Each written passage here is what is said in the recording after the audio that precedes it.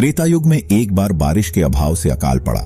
तब कौशिक मुनि परिवार के लालन पालन के लिए अपना गृह स्थान छोड़कर अन्यत्र जाने के लिए अपनी पत्नी और पुत्रों के साथ चल दिए। फिर भी परिवार का भरण पोषण कठिन होने पर दुखी होकर उन्होंने अपने एक पुत्र को बीच राह में ही छोड़ दिया। वह बालक भूख प्यास से रोने लगा। तभी उसने कुछ ही दूरी पर एक पीपल का वृक्ष और जल का कुंड देखा। उसने भूख शांत करने के लिए पीपल के पत्तों को खाया और कुंड का जल पीकर अपनी प्यास बुझाई। वह बालक प्रतिदिन इसी तरह पत्ते और पानी पीकर और तपस्या कर समय गुजारने लगा। तभी एक दिन वहां देवर्षि नारद पहुंचे। बालक ने उनको नमन किया। नारद मुनि विपरीत दशा में बालक की विनम्रता देखकर खुश हुए। उन्होंने तुरंत बालक का यथोचित संस्कार कर वेदों की शिक्षा दी।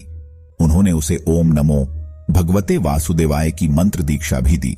वह बालक नित्य भगवान विष्णु के मंत्र का जप कर तप करने लगा। नारद मुनि उस बालक के साथ ही रहे। बालक की तपस्या से भगवान विष्णु प्रसन्न हुए।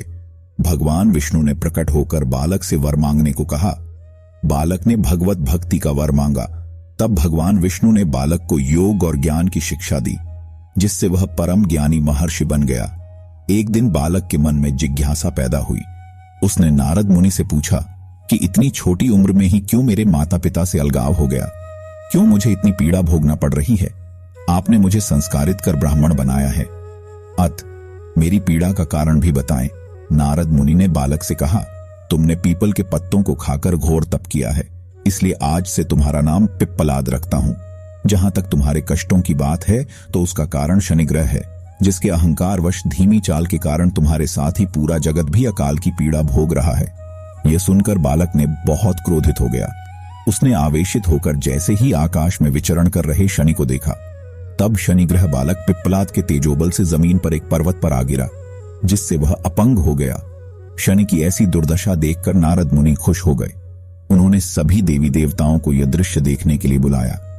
तब वहां पर ब्रह्मदेव सहित अन्य देवों ने आकर बालक पिप्पलाद के आवेश को शांत कर कहा कि नारद मुनि द्वारा रखा गया तुम्हारा नाम श्रेष्ठ है और आज से तुम पूरे जगत में इसी नाम से प्रसिद्ध होगे।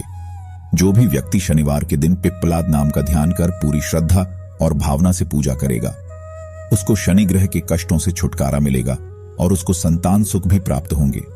ब्रह्मदेव ने साथ ही पिप्पलाद मुनि को शनि ग्रह की शांति के लिए उनकी पूजा और व्रत का विधान बताकर कहा कि तुम धराशायी हुए शनि को अपने स्थान पर प्रतिष्ठित कर दो, क्योंकि वह निर्दोष हैं। पिप्पलाद मुनि ने भी ब्रह्मदेव के आदेश का पालन किया और उनसे शनिश्चर व्रत विधि जानकर जगत को शनि ग्रह की शांति का मार्ग बताया।